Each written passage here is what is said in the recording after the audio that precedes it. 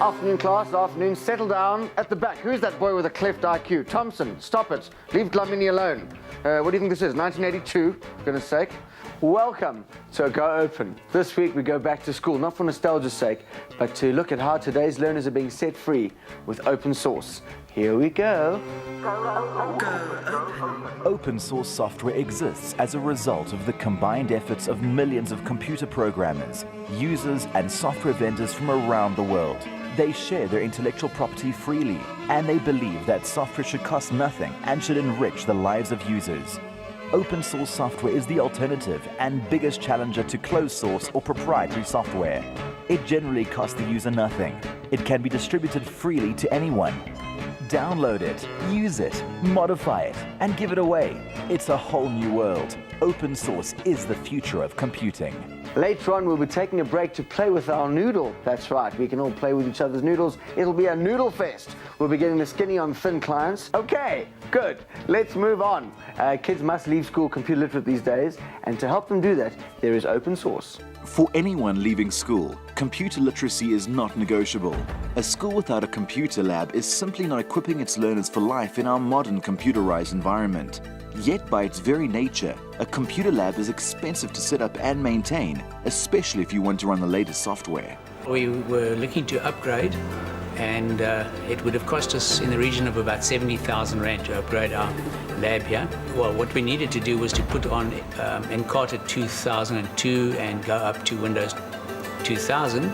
And the problem was they needed more RAM and they needed bigger hard drives. Keith Bosenberg is the computer teacher at Hewlett-Packard Primary School in Cape Town. Although they're an elite private school, funding for the upgrade was a problem. Then he heard about the Tux Labs project. I went along, had a look, and they explained to me that you didn't need hard drives. You didn't need P4s. We've got P1s.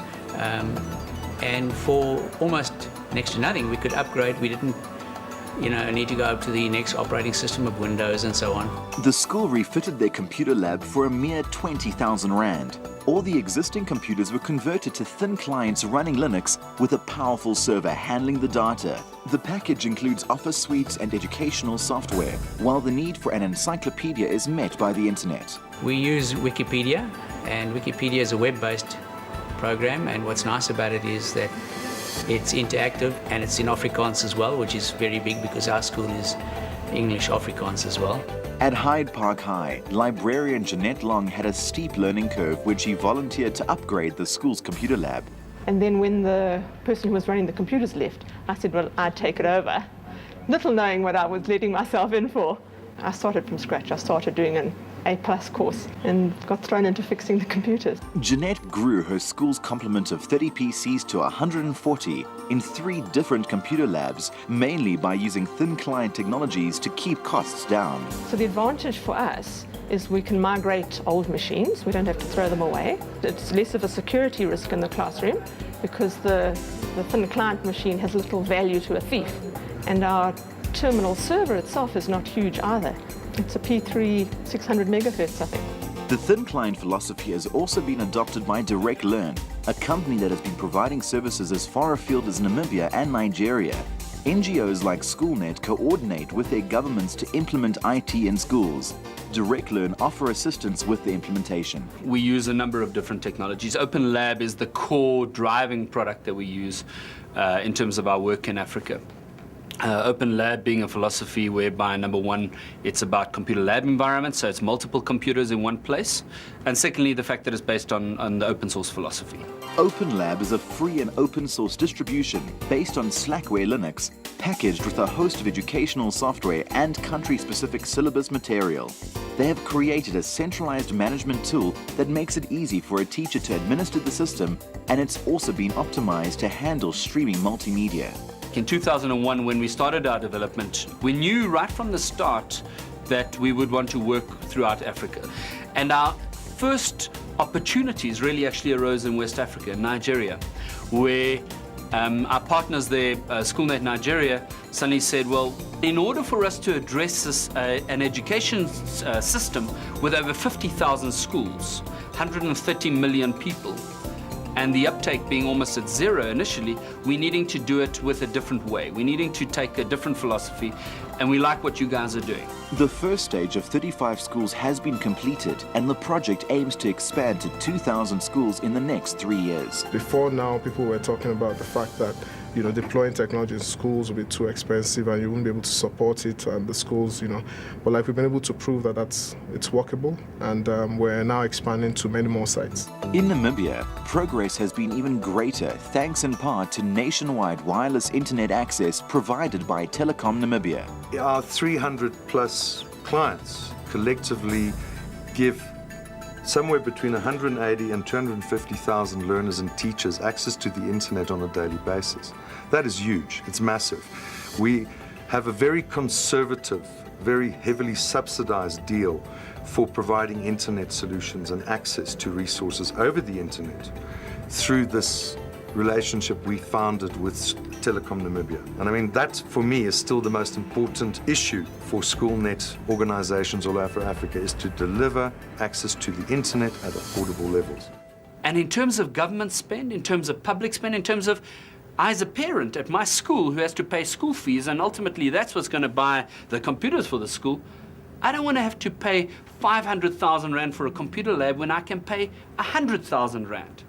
I'd rather spend that extra 400,000 on getting another good bunch of teachers, or getting more computer labs, or playing with other technologies such as broadcast or whatever they may be. We can't just say, let's make it cheaper, computers cheaper, software for free, etc., etc. We've got to say, maybe if I look at it more laterally, there are other better ways of doing things. They will see the groundswell, the massification starting to take place, where we have great technology being used by great teachers in our schools. And then we start to see things change in this country. Great minds don't always think alike. Like, for example, me and the Teletubbies, we just don't get on. I don't know what it is. Anyhow, in the open and free software world, this is particularly true. Richard Stallman, for example, is one of the great renegades of this movement. He has some pretty radical ideas. He believes that all software should just be free, like Bo Peep's sheep. He also has some radical thoughts on free software in the developing world. Right, Richard, firstly, welcome. Thank you for joining us. In South Africa, we have quite a big problem with regards to software piracy. I really don't think so. Piracy is attacking ships, and I don't think that they do it with software. Sharing copies of software is everybody's natural right, and nobody should ever take that away. We form part of the continent of Africa, a developing world. How do you see the free software movement assisting in the improvement of the continent? Freedom is just as important for people in poor countries as for people in rich countries. However, there's a secondary benefit which is especially important in poor countries, which is because you are free to redistribute it. You can, if you like, make lots of copies and spread them around. You can set up a distribution tree. The developers of proprietary software are charging monopoly rents, each and every one of them. In Africa, most people who can get a computer can't possibly afford those fees. And so every school in Africa, when it gets a computer, should insist on using free software, because these schools should not be teaching people to be helplessly dependent on proprietary software. Bill Gates once said, the unauthorized copies of Windows would act to get users addicted, and eventually Microsoft would find a way to charge them. So schools should not provide Windows or any other non-free software to the students any more than they'd provide free packs of cigarettes to the students. How do you see the next 2 to 3 years with regards to the free software movement? The use of free software is spreading, it's catching on in more places. But at the same time, I see that most of the people who are talking about it, using it, and encouraging other people to use it do not talk about freedom as the reason why. But people who've come to recognize that free software means you have freedom, that using free software means you're cooperating with your community, that you're ready to help your neighbors if they want your help. These people are going to resist very hard if anybody makes them use non-free software. So those are the people who will really fight for freedom. What final message would you like to send to viewers which will be watching this program here? I'm happy that I took the campaign for human rights into the area of computer use, into the area of how we use software. But the broader fight for human rights and civil liberties is still going on. We need your help. Next up, a great story about a business that saved thousands by using Linux to run Windows on a thin client network. I know it all sounds very confusing, but if you think about it, it's actually buyer slum. Open source is open for business, and Linux, the flagship of the open source operating systems, is very happy to peacefully coexist with other operating systems. It's like a big friendly neighborhood. And speaking of which, let's visit Pipeline Technologies.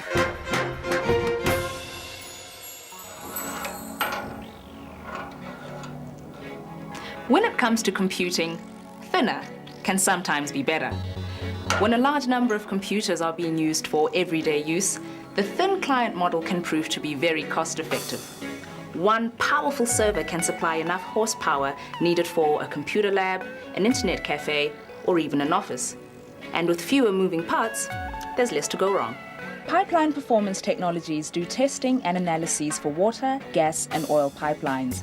It's a job that requires specialized gathering of data in the field, which is then processed on proprietary Windows computers. But when they needed to upgrade their software, they found their existing hardware was too old and needed upgrading.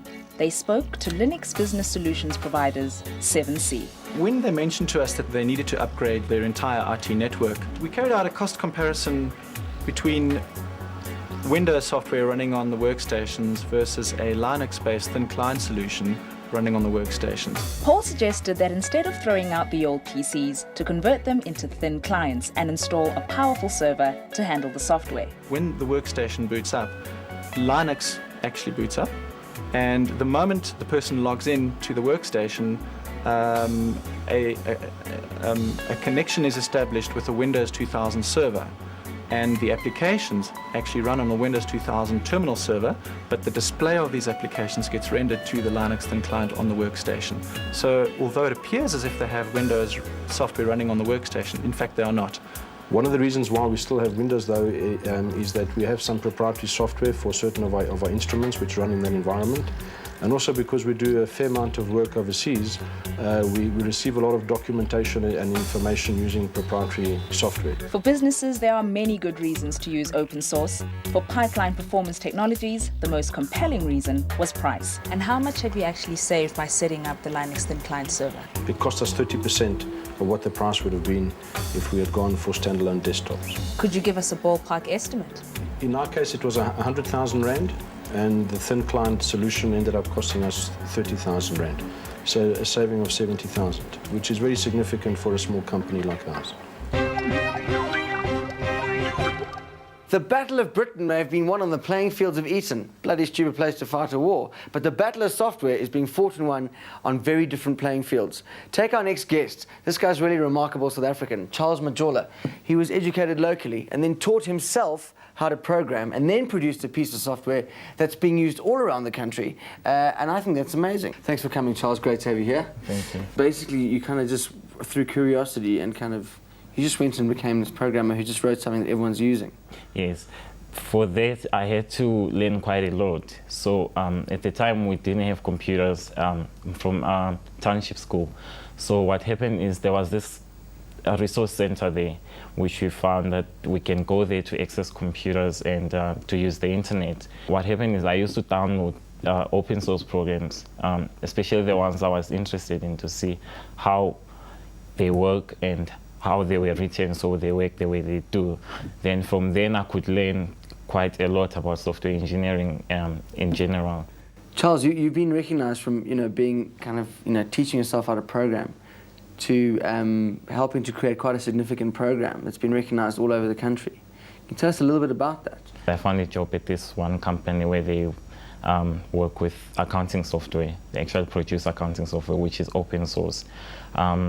Within 3 months I was working on the core of the system. It was quite a challenge at first, and I got recognized by CSIR for the work I did, and that's when Mark Shuttleworth actually found out about me, and then he thought, well, it would be a good idea to have me on the team. I worked there as a developer. We develop Ubuntu, which means we get different software applications to work with Ubuntu, and then we try to do bug fixing from the users who use Ubuntu when they find that there's bugs or problems with the software. But what's the ultimate thing you think you could do, with programming? I can write quite sophisticated software, from security to firewalls to SMS handlers, like SMS services. Right now I can work on actually packaging software for a specific operating system, which is distributed by maybe a specific company, like Ubuntu Linux, which I'm working on now. Thanks for joining us. All the best with Ubuntu. We hope it goes well, and hopefully we'll see you in lights in the future. Cheers, Charles. Thank you very much. Coming up in a moment, it'll be break time as we have fun with our computers, lunch boxes and small things on the jungle gym. It'll be lovely.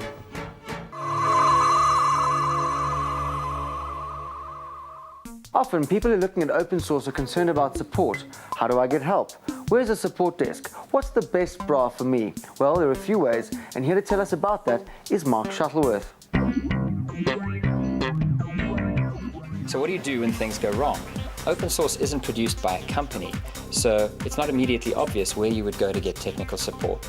And what we're going to show you today is how the open source community, which is the thousands and thousands of people who write open source software, participate in helping the people who use the software. Your first port of call should be the website of the hardware or software you need help with. If it's a more general query, there are a few sites like linuxhelp.net, linuxforum.com, and justlinux.com, who provide free forums run by volunteers. Remember, the more details you provide, the more your online guru can help you. A great place to start for support and help on any of the software that we feature in this show is the Go Open Source website. Check it out today at www.goopensource.org. If you have any questions about anything you've seen or heard in this program, in fact, anything even about this space here, you can find us to ask us questions at Mr. Go Open at worldwideweb.goopensource.org, and we'll tell you as much as we can. Also, there you can find details of how you too can own all 312 glorious cinematic genius moments of the open source program for the bargain price of 199 Rand. It's all quite worthwhile, we think. And apart from that, we thought it was time to have some fun now. So we'd like it very much if you'd come along with us while we play with our noodle. In the pot today is Noodle, and I'm talking to two of the key developers, Ross Addis and Bongani Hlope. Ross, let's start with you. What is Noodle Linux? Well, we decided to create Noodle Linux because businesses are climbing on board with Linux distributions, and it's becoming very business-orientated and boring. So we wanted to go to something that's very funky, off the wall, something that home users can enjoy, find humorous, find fun. Bongani, you code for Noodle Linux. Now, what have you added to make it special and different? I work on the kernel stuff, which is backend, so you won't see any pretty pictures that I do. What does one do if they already have a proprietary system on their PC? You can repartition your drive and use some free space there, just play with Noodle, and everything should work perfectly for you. When you guys were first developing it, what did you learn from other distros that made you want to change to a graphical interface? Our very first distro, MP Linux 1, was based on Debian, and we decided to make something completely uniquely South African. So we went with MP, and the base of Noodle Linux is in fact MP Linux 2. We've taken out a lot of the boring stuff, like the server stuff, and then we've put in far more games, educational utilities for kids, stuff which every home user will need and want, and we need a lot of feedback from users of what they want in the distro. How can we make it more fun? How can we make it more appealing? In order to do this, we have a weekly cartoon on our website. So people have some incentive to visit our website every week and look at our updates and have a look at the cartoon, which is sometimes a bit funky and off the wall.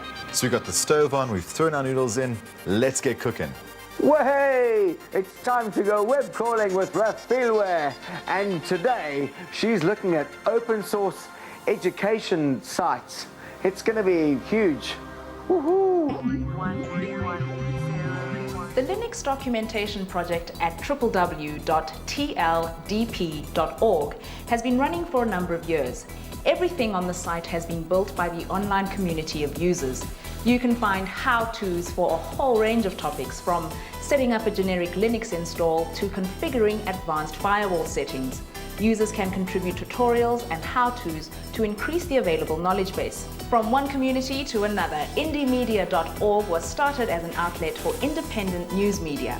Indie media rejects any external forces which may influence the way their media is portrayed. They publish news articles from all over the world, focusing frequently on the news that doesn't make it to bigger news sources. Check out the localized news sources, especially the area dedicated to South African news. Now, if you're the type of person who likes to know how your opinions compare to other people, then click on to quizfarm.com. Quizfarm allows you to take any of a host of user-posted quizzes. You get to see how other users feel on specific topics. And you're free to create and upload quizzes of your own. Now, I wonder what people would think of posting a quiz about this show. Well, here's the buzz. The Linux documentation project at tldp.org is the place for you to go if you want comprehensive help about your Linux platform. Indiemedia.org is your source of independent news and views, where you can find out what's really going on. And quizfarm.com is the right place to go if you A, like quizzes, B, have an opinion, or C, all of the above. Well, that's all we have time for. Thanks for joining us once again. I'm just kidding. It's time for the competition. This week we have wonderful things to give away once again. We have some DVD writers, a flat screen PC monitor from LG. There are 2 1,000 Rand gift vouchers. Those are from Soviet Clothing. And then, of course, that excellent HP PhotoSmart camera and printer bundle. Here's a question. Is Noodle A an instant computer, B, a very clever computer, or C, a South African fun and entertainment Linux distribution? SMS your answer, A, B, or C will do, plus your name to 34357. You'll be charged R2 per SMS. Ha! Who's the winner? Who's the winner? Who's this week's winner? Who's the winner? Penny Hewest is the proud owner of the 17-inch LG monitor. John Smith and Stephen White each win an LG DVD writer. Ridwan Karva and Debbie Erasmus will look very stylish in their Soviet jeans, and Karen Werther is the proud owner of the HP camera and printer bundle. Congratulations. Well, this has certainly been an education for me. I don't know about you, but that's all we have time for. I don't know where the time goes. I really don't. Maybe we left it open, so it went. That's why it's called Go Open. I don't know. Next week, no Oprah, Go Open. That's what's happening. It's very exciting. We travel to China, which is basically Lebanese for China. We look at programs and operating systems that are being translated into South African languages as well. And we play backgammon with a new angle. Ah, yes, stick around, you'll see what that means. Okay, kids, there's the bell. It's home time. Bye-bye.